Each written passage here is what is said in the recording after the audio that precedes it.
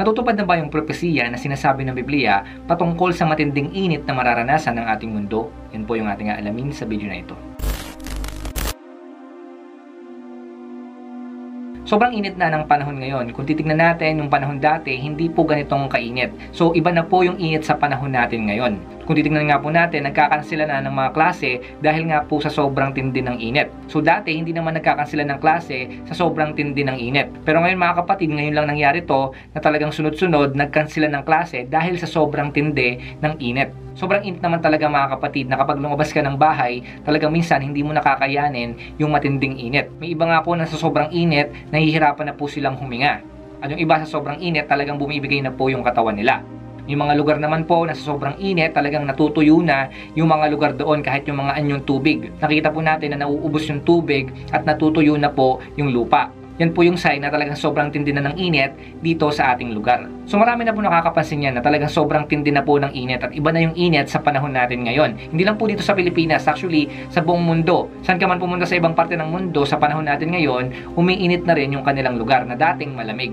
So sinasabi tuloy ng mga tao ngayon na talagang hindi na normal yung klima sa panahon natin ngayon. Ibang-iba na po compare sa dati. Ayon sa United Nations, kaya natin nararanasan yung ganitong klaseng katinding init ay dahil sa tinatawag natin na climate change. Malaki na raw yung pinagbago ng klima sa panahon natin ngayon. Ilan sa mga dahilan ng climate change ay yung iba't ibang polusyon na ginagawa ng mga tao. So dahil dyan, naaapektuhan yung ating kalikasan. At bukod dyan, marami na rin mga puno ang pinuputol ng mga tao na nakakapagdagdag init pa sa ating mundo.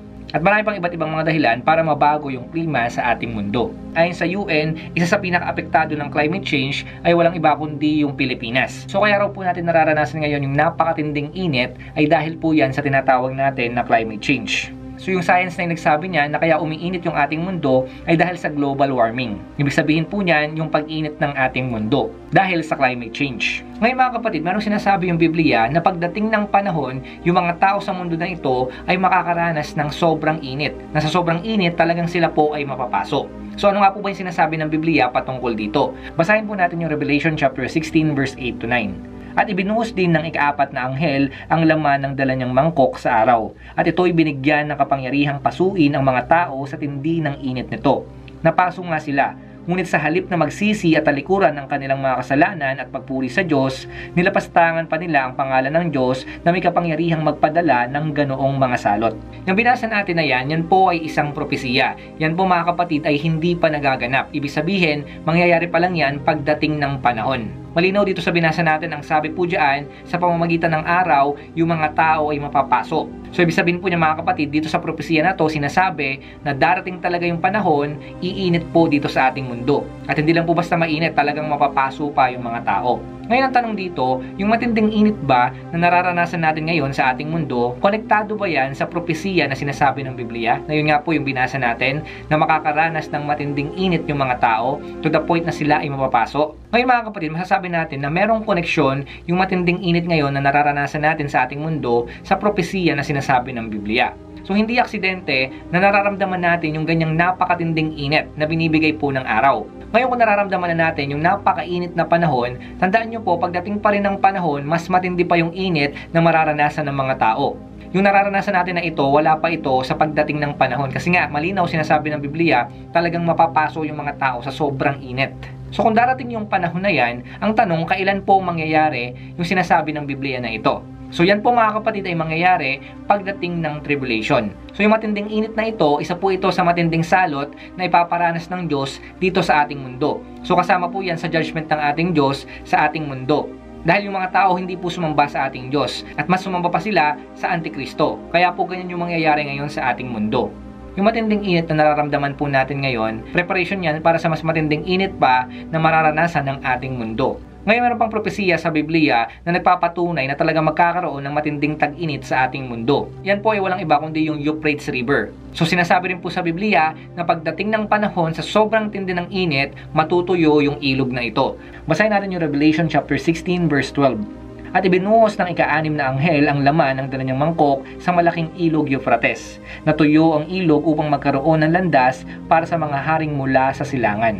Sa totoo lang, sa mga hindi pa nakakaalam, itong propesiya na binasa natin na ito po ay nangyayari na sa panahon natin ngayon. So marami na pong mga binalita patungkol sa ilog na yan at nakikita nga natin na talagang natutuyo na yan. Kaya yung pagkatuyo ng Euphrates River, yan po yung nagsasabi na unti-unti nang natutupad yung propesiya na sinasabi ng Biblia. At talagang nangyayari na yung matinding init sa panahon natin ngayon.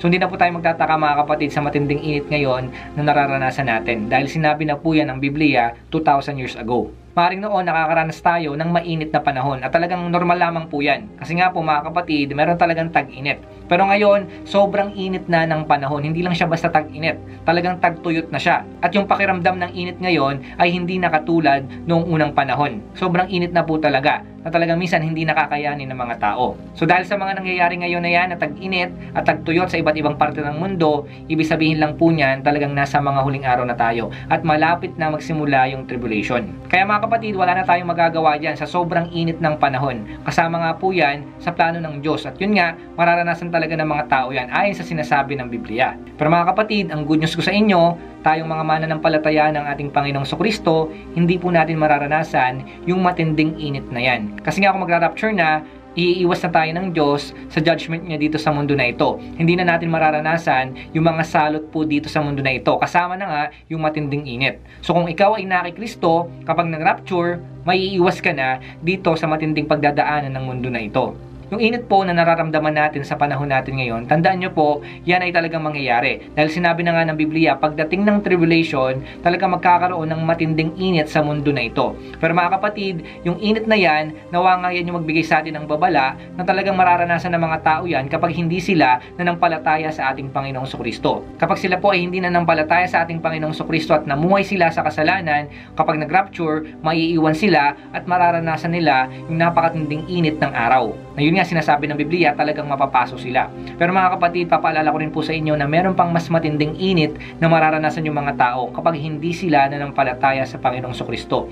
Yan po ay walang iba kundi yung impyerno. Maring ngayon, sa nararanasan natin ngayon, sobrang init na. Pagdating ng tribulation, mas matinding init pa, talagang mapapaso yung mga tao. Pero mga kapatid, sa impyerno, ito ang pinakamatinding init na mararanasan ng mga tao. Kasi nga, ito ay dagat-dagatang apoy. At hindi lang po yun mga kapatid. Kapag naandun ka na sa impyerno, kamatayang walang hanggan yung mararanasan mo doon. Sobrang init po doon na talagang hindi mo siya kakayanin. Kaya mga kapatid, yung init ng panahon ngayon, nawa nga yan yung magsabi sa atin na mas lalo pa nating ibahagi yung magandang balita ng ating Panginoong Kristo. Bilang mga mananampalataya ng ating Panginoong Kristo, ang goal po natin habang naghihintay tayo sa pagbabalik ng ating Panginoong Kristo, bahaginan po natin ng kaligtasan yung mga hindi pa nakakakilala sa ating Panginoong Kristo. Nang sa ganon, magkaroon din po sila ng kaligtasan at hindi sila mapahamak.